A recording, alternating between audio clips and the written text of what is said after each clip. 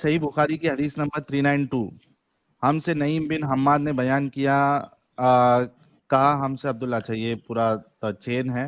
उसके बाद रसूलुल्लाह ने फरमाया, मुझे हुक्म दिया गया है कि मैं लोगों के साथ जंग करूं यहाँ तक कि वो ला इलाहा इल्लल्लाह कहे। बस जब वो इसका इकरार कर ले और हमारी तरह नमाज पढ़ने लगे और हमारे किबले की तरफ नमाज में मुंह करे और हमारे जबीहा को खाने लगे, तो इनका खून और इनके अमवाल हम पर हराम हो गए, मगर किसी हक के बदले, और बतन में इनका हिसाब अल्लाह पर रहेगा।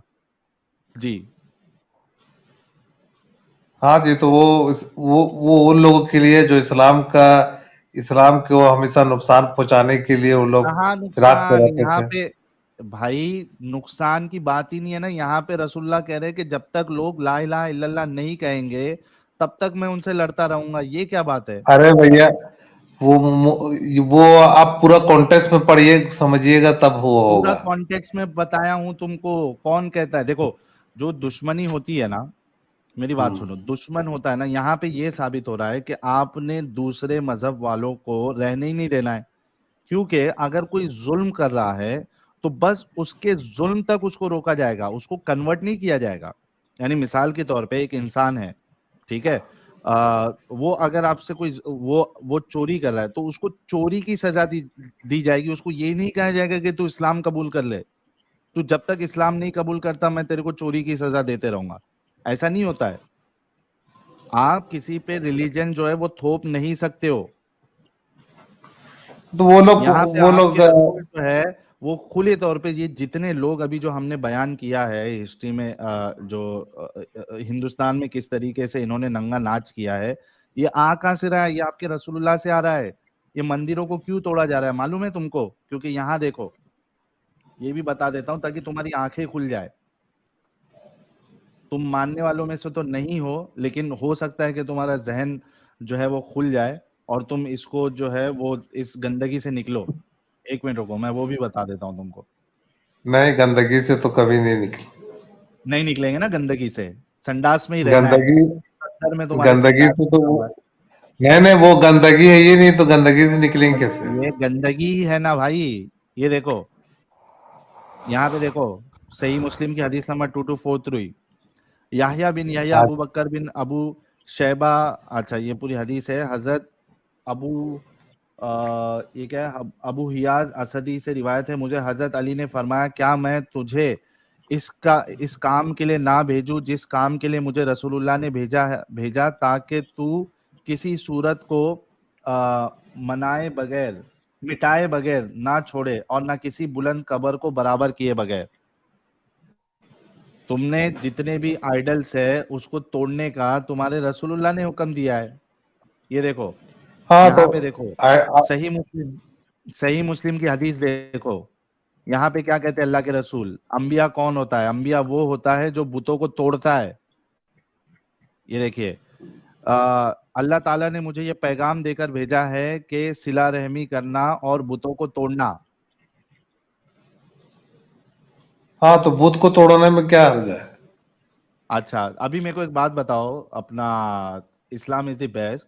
अगर तुम्हें ताकत मिल जाए, ठीक है, हिंदुस्तान पे तुम्हारा राज आ जाए, तुम सारे मंदिरों को तोड़ोगे या नहीं तोड़ोगे तुम्हारे रसूल के इस बात पे अमल करके?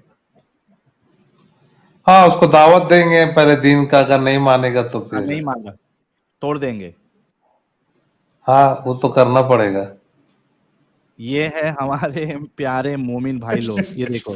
तो कोई भाई ताजुब ऐसे नहीं है कि उस वक्त पे कोई ताजुब नहीं है कि उस वक्त पे ये सब चीजें हुई होंगी, क्योंकि जिनके पास ताकत थी सर, तैमूर जैसे लोगों के पास था, तो उन्होंने वही काम किया जो जो इस्लाम का जो डॉक्ट्रिन है, बिल्कुल वही काम तो किया। ये कुछ इंसान भी भी तो उसमें वैसी ताजुब है, नहीं ये बोल रहा है ना कि है। हाँ। हमको ताकत मिल जाएगी तो हम तोड़ेंगे बुतों को।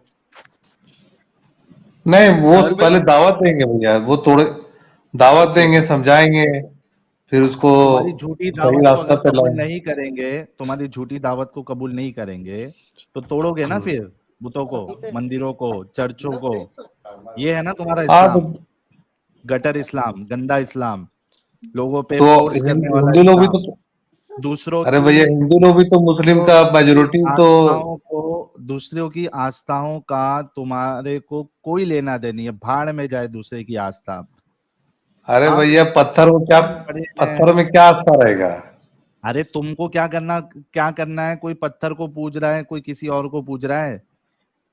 तुम भी तो जाके वहां पे उसको क्या कहते हो, हजरे अस्वद को तो चूमते हो ना, पप्पी देते हो ना वो उधर। चुमते, वो सिर्फ इसलिए चुम उसको परस्ती नहीं करते, वो सिर्फ वो जन्नत का पत्थर है इसीलिए उसको चूमते हैं। जन्नत तुम्हारे अब्बा जी ने तुमको ऊपर से दिखाया था कि ये जन्नत का पत्थर है। हाँ जन्नत का पत्थर है, वो रसूलुल्लाह सल्लल्लाहु अलैहि वसल्लम ने भी चूमा था, इसीलिए हम लोग चूमते उसमें हैं बस। अब तुम्हारे से बड़ा अंधविश्वासी कोई नहीं है। तुमने देखा था वो जन्नत से आया है पत्थर। हाँ जन्नत से आया है, वो किताब में भी लिखा हुआ है, हदीस में भी है। किताब में हदीस में लिखा है, तूने देखा था क्या भाई? देखा तो आपने देखा क्या? आप देखा तो किसी ने नहीं, लेकिन जो सुने हैं, जो है फिर हदीस है। उसको कैसे साबित करोगे वो जन्नत का पत्थर है? हाँ वो जन्नत का पत्थर है, वो तो खैर हशर का मैदान में समझ में आ जाएगा। जन्नत के पत्थर के ऊपर जो है वो वहां पे वो कुर्मातियों ने उसको तोड़ वोड़ के हग के उसके ऊपर बैठ के हगते थे वो। कई सालों तक। आपका जो आपका जो बाथरूम का ये नहीं होता है, दो पैर रखते हो देखो आप और बीच में हगते हो, तो वो दो पैर हम्म। रखने की जगह बनाई थी कुर्मातियों ने तुम्हारे जन्नत के पत्थर को। तुम्हारा अल्लाह भी उसको नहीं हाँ बचा तो पाया। देखिए भैया, वो सब बात बोल के कोई फायदा नहीं है। हाँ आप बताइए कि आप बोल रहे हैं कि वो क्या बोल रहे हैं, मुसलमान लोगों के बारे में, मतलब ये, मतलब मुस्लिम लोगों ने तलवार के जोर पर हिंदुस्तान पर दिन फैला। अगर हाँ तलवार के जोर पर ही दिन फैलना होता भैया, तो पूरा दुनिया में इस्लाम मैक्सिमम कंट्री में फैल गया होता। अभी तुम्हारी समझे? बम्बू लगाई जाती है ना बराबर। अब तुम उस लायक नहीं हो, वरना अभी जैसे कि तुम्हारी सोच तुमने जाहिर की है कि हमारे पास ताकत आ जाएगी तो हम मंदिरों को तोड़ेंगे और बाकी जो इबादत गाह है मंदिर दूसरों को के। नहीं सर, मंदिर को नहीं, बूथ को तोड़ेंगे। तो बूथ को क्या वो पूछना है? आप मंदिर लॉजिक वाला इंपॉर्टेंट बात है। कीजिए, बूथ क्या खुदा अरे है क्या? मेरे बेवकूफ भाई, मंदिर ज्यादा इंपॉर्टेंट है क्या? उसके अंदर जो बुत है वो ज्यादा इंपॉर्टेंट है। जो अरे भैया बुत बूथ, परस्ती करता बूथ है, को, एक मिनट मेरी बात बता भाई। मंदिर ज्यादा इंपॉर्टेंट है क्या उसके अंदर जो बुत है, जो बुत परस्ती करता है उसके लिए मंदिर ज्यादा इंपॉर्टेंट है कि वो अंदर का बुत उसके लिए ज्यादा इंपॉर्टेंट है? मंदिर को तू छोड़ भी देगा क्योंकि तुम लोगों की नस्लियत वो खसलियत ये है कि तुम वो जगह को ऑक्युपाई करके उसमें से बुत तोड़ के उसको मस्जिद बना दोगे। इस वजह से तुम मंदिर नहीं तोड़ोगे, तुम उसमें से बुत निकाल के उसको मस्जिद बना दोगे। तो जो बुत है वो तो असल, उस पे तो आस्था है लोगों की। मंदिर नहीं तोड़ूंगा। आप किसको मान आप किसको मानते हैं? बुद्ध को मानते हैं कि एक खुदा को मानते हैं जो जो निराकार है, जो दिखाई नहीं देता, उसको तुम्हारा मानते अल्लाह हैं कि बुद्ध निराकार को है? मानते हैं? तुम्हारा अल्लाह हाँ। निराकार है क्या? निराकार है।